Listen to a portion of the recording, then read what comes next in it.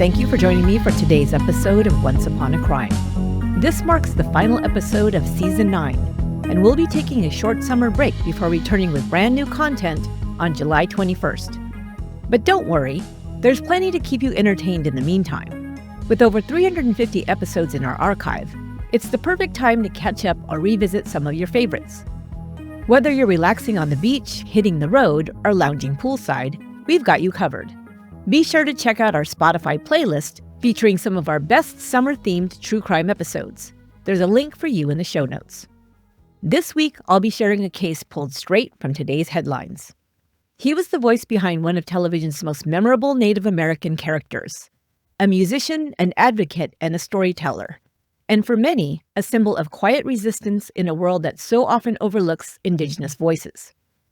On June 1st, 2025, Jonathan Joss, beloved actor and musician, was tragically murdered in an act that has shaken both the entertainment world and Native communities across the country. Best known for his roles as John Redcorn on King of the Hill and as Chief Ken Hotate on Parks and Recreation, Joss was more than a performer. He was a proud Native American man who used his platform to speak out against injustice and invisibility. In this episode, we examine the details of his death and the broader conversation it has sparked, the rising violence against Native and LGBTQ people, the media's failure to cover the stories of Indigenous victims, and the ongoing crisis of mental health in marginalized communities. This is episode 359, The Murder of Jonathan Joss.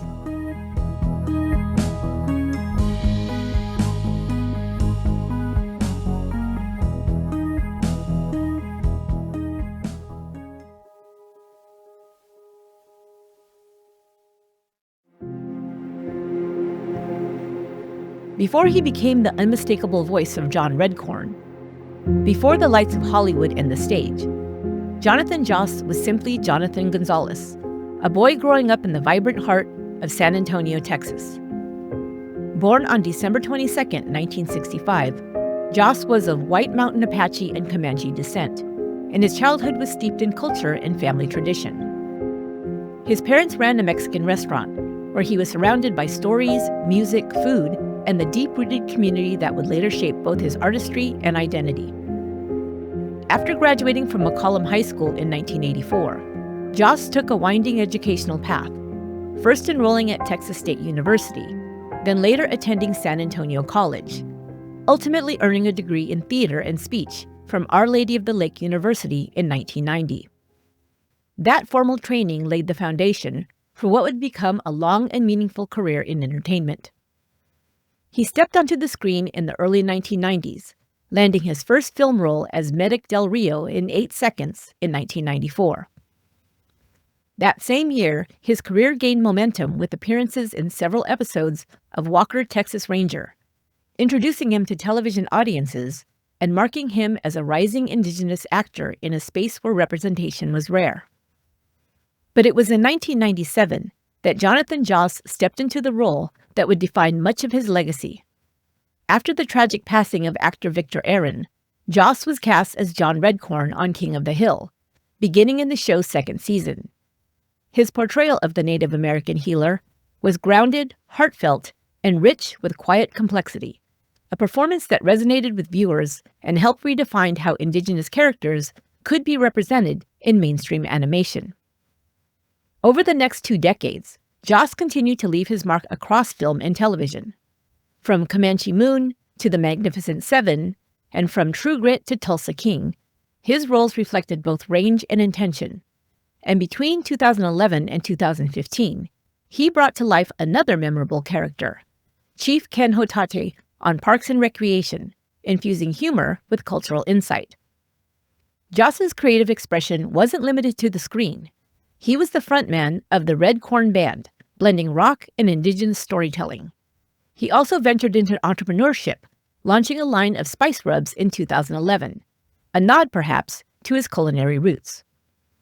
At the time of his death, he was working on several projects, including a highly anticipated King of the Hill reboot and a Western graphic novel titled 2 Signs to Every Coin, a title that now feels hauntingly prophetic. Jonathan Joss was more than an actor. He was a cultural bridge, a creator, and a voice. And in life, and now in death, he continues to shine a light on stories too often left untold.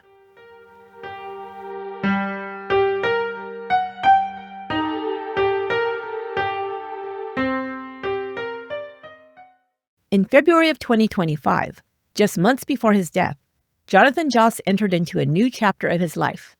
He married Tristan Kern de Gonzalez, a 32-year-old writer and artist who identifies as gay and transgender. Their marriage was joyful and an affirming act of love, but one shadowed by what Kern de Gonzalez describes as intensifying hostility in the community where Joss had spent most of his life.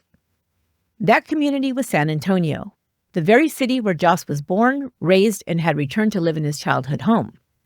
But over the last 18 months of his life, that home became the epicenter of escalating chaos. According to records, the San Antonio Police Department responded to 74 calls involving Joss's residence. These included reports of gunfire, mental health crises, welfare checks, and repeated threats, both from within and outside the home. In May 2024, police confiscated several firearms after neighbors reported gunfire. Just weeks later, Joss was accused of brandishing a crossbow. Neighbors described disturbing scenes, Joss allegedly walking through the neighborhood with a pitchfork, shouting and acting erratically. For some, these behaviors were alarming. For others, they were the signs of a man unraveling under pressure, scrutiny, and fear. Then in January 2025, tragedy struck. Joss's home was burned to the ground, killing 3 of his beloved dogs and destroying nearly all of his possessions. While he initially accepted the possibility that it was an accident, likely tied to an old propane heater, his suspicions quickly turned darker. He began to voice what he and others feared, that the fire may have been an act of arson fueled by homophobia. It wasn't just a feeling. Joss told friends he had endured verbal assaults and threats from neighbors, some of whom had reportedly vowed to burn down his home. His house had already been vandalized. The fire was ruled undetermined by investigators, but they said human involvement couldn't be ruled out. Whether it was an accident or a targeted act of hate, the impact was devastating. Homeless and grieving, Joss was trying to leave San Antonio behind. He was planning a move to Los Angeles, hoping for a fresh start. But he was also battling deep feelings of betrayal and exclusion. In June 2025, just days before his death, Joss attended the ATX TV festival in Austin that featured a reunion for King of the Hill cast members. But he hadn't been invited to participate in the panel. He sat in the audience as a spectator, watching his former colleagues take the stage without him. During the Q&A, he stood, walked to the microphone, and told the crowd, "My house burned down because I'm gay." He was escorted out by security. One day before his murder, Joss appeared on a podcast, his voice weary, his words raw. When asked if he was sober, he replied, quote, "No, I've already lost everything. My house burnt down. I ain't gonna give up drugs. I ain't gonna give up drinking. They're my friends," end quote. He also spoke openly of being previously hospitalized in psychiatric wards. His pain was no longer private. It had become a kind of public reckoning. And yet, amidst it all, he never fully gave up hope.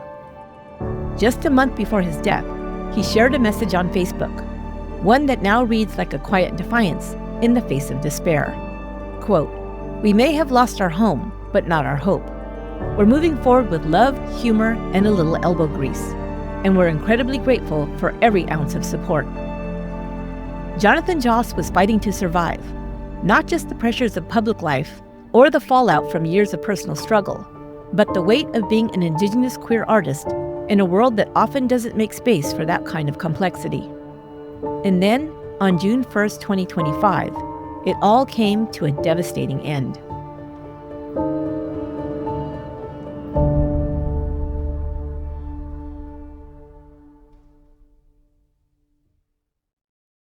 On June 1st, 2025, Jonathan Joss and his husband, Tristan Kern de Gonzalez, returned to the charred remains of their San Antonio home, the same home where Jonathan had grown up, and the same place that had been reduced to ashes just months earlier.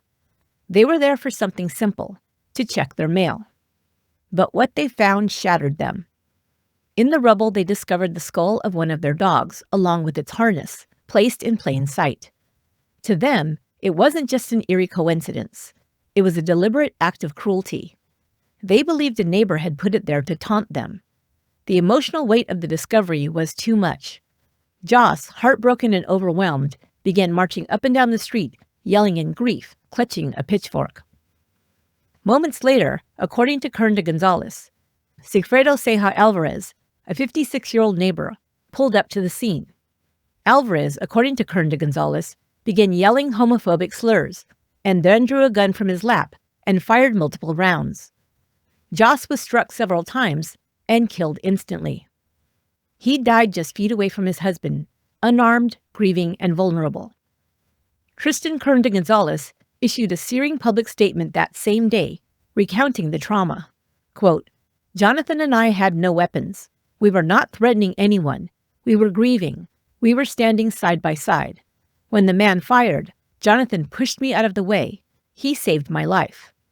He gave me more love in our time together than most people ever get.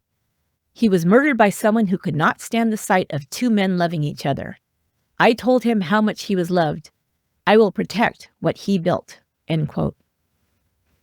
Alvarez was arrested and charged with first-degree murder. When taken into custody, he reportedly told officers, "I shot him." Despite the gravity of the crime, he was released the next day on a $200,000 bond and placed under house arrest with conditions that included random drug testing and a ban on firearms. Initially, the San Antonio Police Department made a controversial decision. They announced that there was no evidence of a hate crime.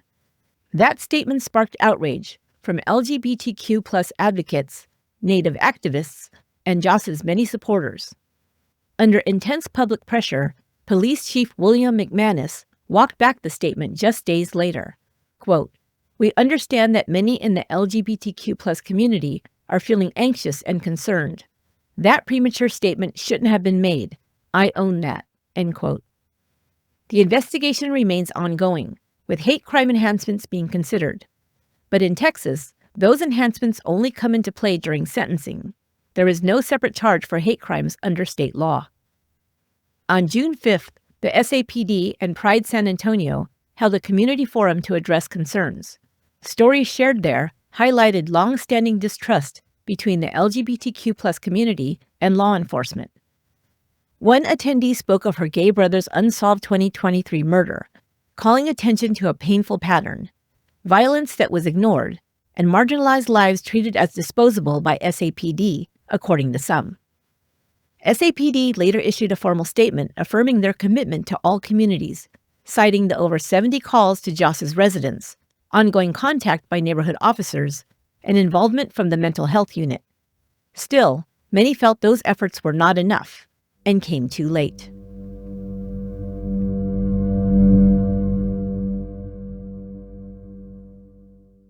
Jonathan Joss's death has sent shockwaves through multiple communities, not just because he was a beloved actor, but because he embodied so many intersections of identity often overlooked: Native, queer, two-spirit, a mental health survivor, a public figure, and a man trying to hold on to dignity and what he characterized as persistent racism and homophobia.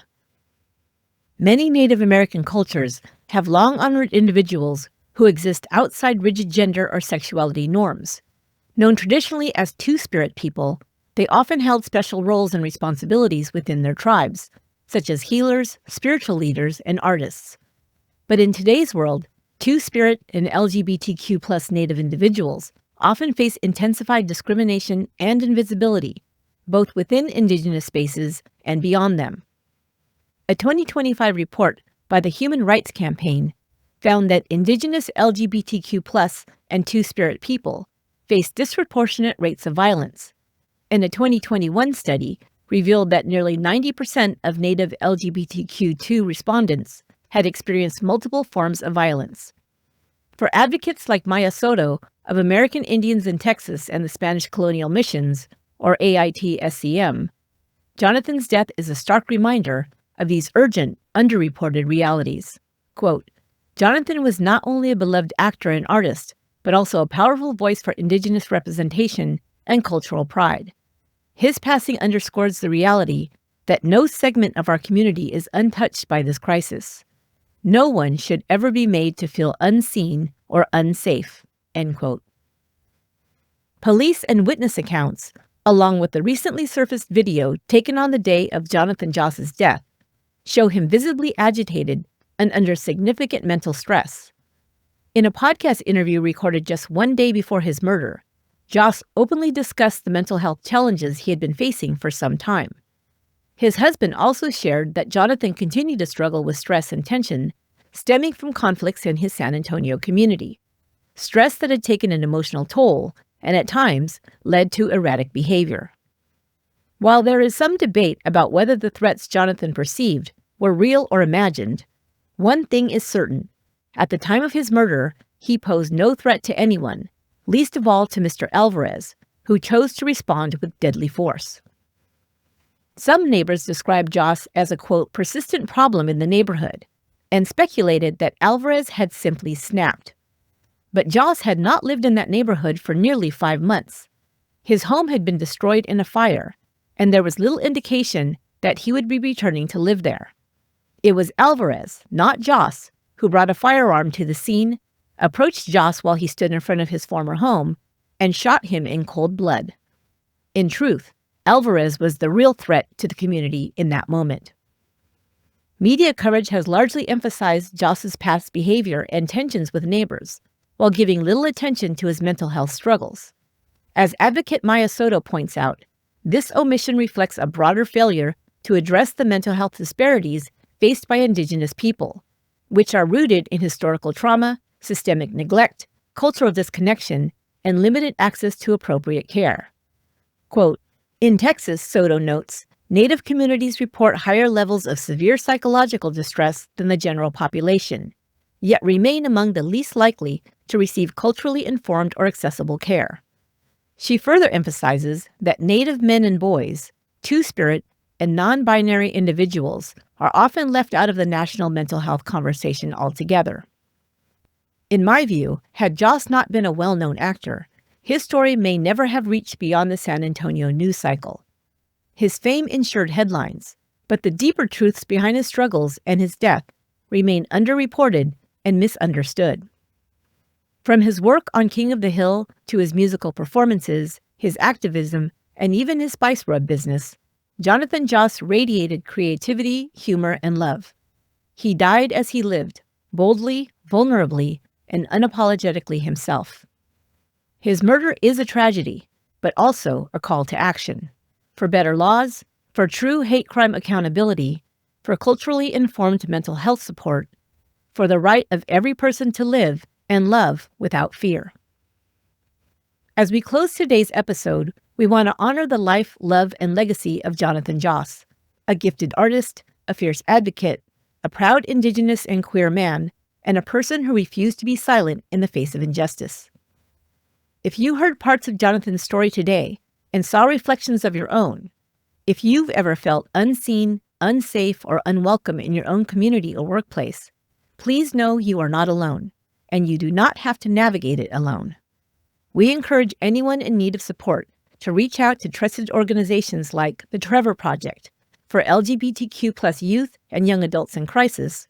Call 1-866-488-7386 or text START to 678-678 or visit their website, thetrevorproject.org. Our Strong Hearts Native Helpline, a culturally appropriate helpline for Native Americans impacted by domestic or sexual violence. Call 1-844-7-NATIVE. That's 1-844-762-8483 or visit strongheartshelpline.org. These organizations are safe, affirming, and here to help. And to all listeners, this Pride Month, let us carry forward Jonathan's spirit. Let us choose compassion over cruelty, respect over ridicule, and action over apathy. Whether you identify as LGBTQ+, Two-Spirit, Indigenous, or simply as someone who believes in basic human dignity, this is your call to stand up for safety, for equality, and for love in all its forms. Let's make this world one where no one has to fear being themselves. for Jonathan, for Tristan, and for every voice still fighting to be heard.